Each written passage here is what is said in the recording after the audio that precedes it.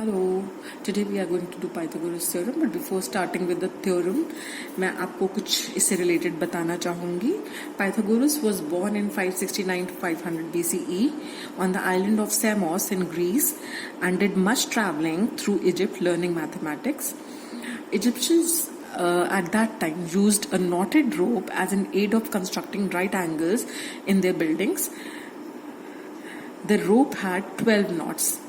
As you can see, the rope had 12 knots, and this rope, the knots were evenly spaced, and this could be used to form a 3 4 5 right triangle like this. As you can see, this is a triangle with sides 3 4 and 5. The knotted rope could be used to make a right angle triangle with sides 3 4 and 5. It was at this time that Pythagoras took fascination to this, and he thought of exploring this further. What Pythagoras did was he took a square of side 7 centimeters and he cut triangles, right angle triangles with sides 3, 4 and 5 from it, and the maximum that he could cut was 4 right angle triangles from that square of side 7 centimeters. Now, after cutting those squares of, after cutting those right angle triangles of sides 3, 4 and 5, he thought of arranging those triangles within that square. So, while arranging, he got two different arrangements. I'll show you the two different arrangements. The 4 right angle triangles that he cut with dimensions 3, 4 and 5, he arranged them in a square with side 7 centimeter in two different ways. These are the two different ways, है ना. एक में उन्होंने, this is the first triangle, right angle triangle, this was the second right angle triangle, this was the third right angle triangle and this was the fourth right angle triangle. क्योंकि total length square की 7 थी, तो यहाँ पर अगर 3 है length base, तो यहाँ पर base was 4, and if here the length was 4, then here the length was 3. तो he arranged them in these two different ways. तो अब उन्होंने क्या देखा कि the open, we know that this area of the square is in the first case, area of the square in first case will be equal to area of the 4 triangles plus area of the empty region, है ना. इस case में भी area of the square was equal to area of the 4 triangles. 4 triangles कौन से, ये वाले 1 2 3 and 4. आप देख रहे हैं ना, this is 1, है ना, 1, this is 2 3 and 4 plus area of the empty region. अब क्योंकि ये दोनों स्क्वायर सेम है, these two squares are the same, तो इसका मतलब area of this square should be equal to area of this square, है ना. तो that means area of 4 triangles plus area of the empty region should be equal to area of the 4 triangles in the second figure plus area of the empty region in the second figure. इसको हमने 2 कह दिया, इसको हमने 1 कह दिया. अब area of the 4 triangles दोनों केसेस में सेम है, बिकॉज उन्हीं 4 triangles को हमने अरेंज करा था, पहले यहाँ पर और फिर यहाँ पर, है ना. अब दैट मीन्स अब हमें ये शो करना है that area of the empty region 1 is equal to area of the empty region 2. अब अगर हम इसको कंपेयर करें, area of the empty region 1 this is a square of side 5, है ना. तो इसका मतलब इसका एरिया क्या होगा, 5 का square. This is equal to area of the empty region 2. Empty region 2 कौन कौन से, ये है ना. अब ये भी क्या है, एक square of side 4 centimetre square, and this is also a square of side 3 centimetre. So the area of this square will be equal to the sum of areas of these two squares. Area of the empty region in the first square is equal to area of the empty region in the second square. So यहाँ से हमने देखा कि 5 square is equal to 4 square plus 3 square. This is what formed the base of the Pythagoras theorem. He observed this, and from here he tried to prove the Pythagoras theorem. He tried to find out the base of the Pythagoras theorem. Now let us come to the statement of Pythagoras theorem. The statement of Pythagoras theorem is that sum of squares on the two sides of a right angle triangle is equal to the square on the hypotenuse. अब किसी भी right angle triangle में the side opposite the 90-degree angle is called the hypotenuse. Other two sides are alternatively called the base and the perpendicular. है ना? तो अब यहाँ पर let us take ABC as a right angle triangle which is right angled at B. तो 90 degree के opposite जो side है that is AC. AC is called the hypotenuse. अब हमें ये prove करना है कि AB का square plus BC का square is equal to AC का square, है ना? तो we are given what are we given?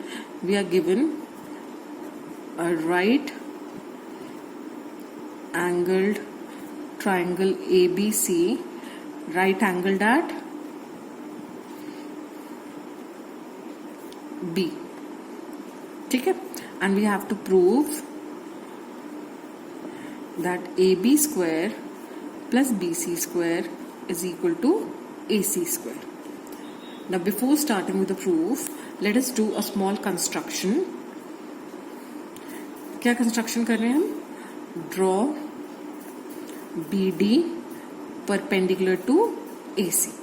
हमने B से एक perpendicular ड्रॉप किया on AC such that BD is perpendicular to AC. ठीक है?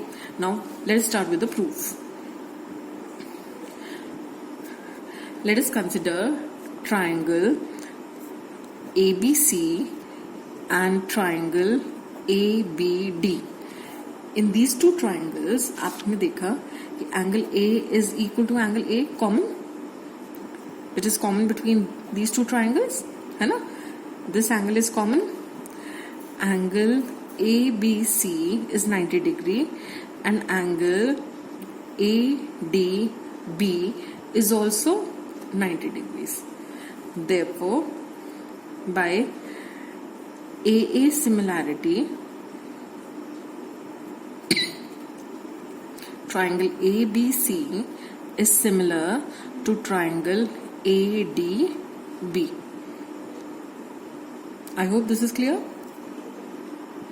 Since triangle ABC is similar to triangle ADB, we can say that AB by AD is equal to BC by DB is equal to AC by AB.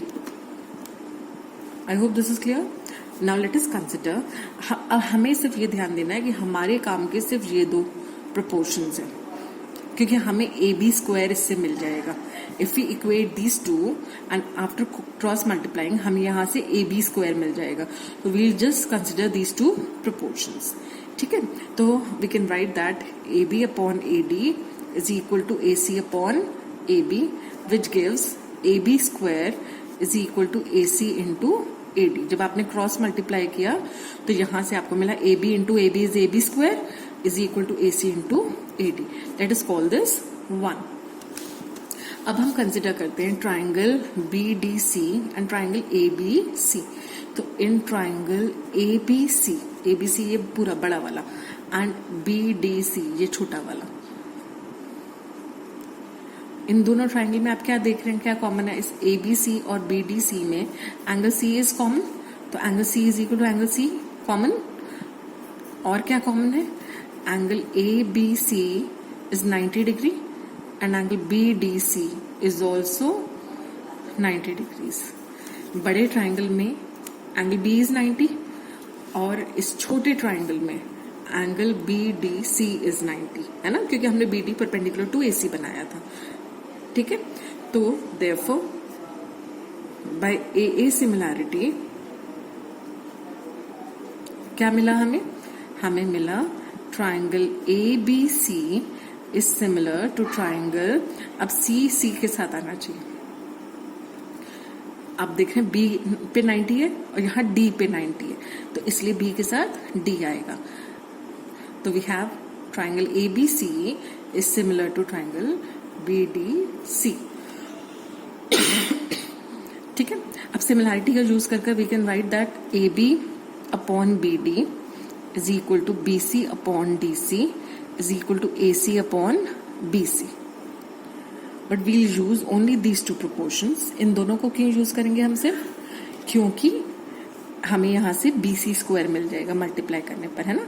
तो BC upon DC is equal to AC upon BC. This implies that BC square, BC into BC is equal to AC into DC. We'll call this 2. ठीक है. अब Pythagoras theorem में हमें ये prove करना था कि AB square plus BC square is equal to AC square. यही प्रूव करना है ना. तो that means AB square plus BC square, अगर हम देखें AB square from 1 is AC into AD and BC square from 2 is AC into DC. अब इन दोनों में से आप देख रहे हैं AC can be taken common, तो let us take AC common. AC यहां भी है ना. तो अंदर क्या बचा? आपके पास बचा, सॉरी मैंने यहाँ पे this is AC into AD, AC into AD है ना. तो यहाँ आएगा AC इंटू AD. तो यहाँ आया AD प्लस DC. आपने AC जब कॉमन ले लिया तो यहाँ बचा AD plus DC. Now what is AD plus DC? AD plus DC is AC, है ना. तो हमारे पास आया this is AC into AC. AD plus DC is again AC. तो AC into AC is AC square. And this is what we had to prove. I hope this is clear.